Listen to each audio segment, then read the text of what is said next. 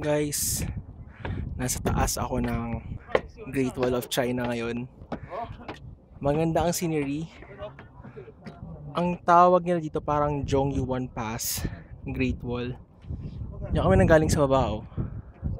Imagine nyo guys, parang kapag aakitin nyo yung Great Wall, nakita niya yung steps na yan. Yan, oh. Hanggang dun sa sobrang baba na yun, nakikita nyo yung malayong yan.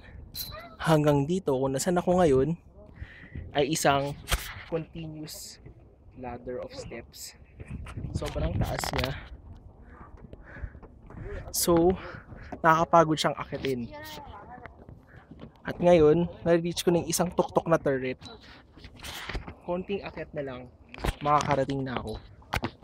So, pagod na ako, hinihingal na ako. Pero, itutuloy ko na yung akyat. Game.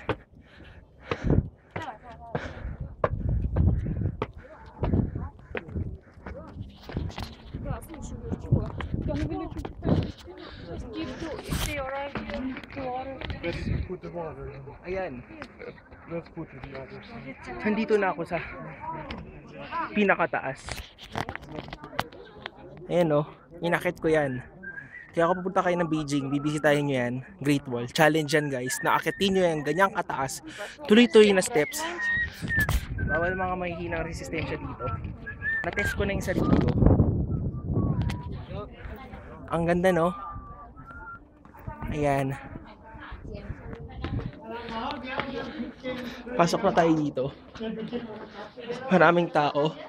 Iba't ibang lingwahe. Iba't ibang salita ang naririnig mo, iba't ibang lahi nandito. Pero so far wala pa ako masyadong nakitang Pinoy. Dito sa Great Wall, parang wala pa ako nakikitang Pinoy dito. Ay, meron pa pala sunod na mas mataas na tuktok.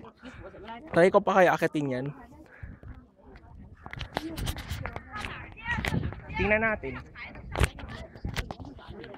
Okay. So the time now is 1:14 PM. Temperature is good at 24 degrees Celsius. Pero naka-jacket ako to protect myself from the sun. It's another long climb. Kayanin ko kaya yan. Kaya ko yan. Guys, try nyo. The Great Wall of China. Beijing.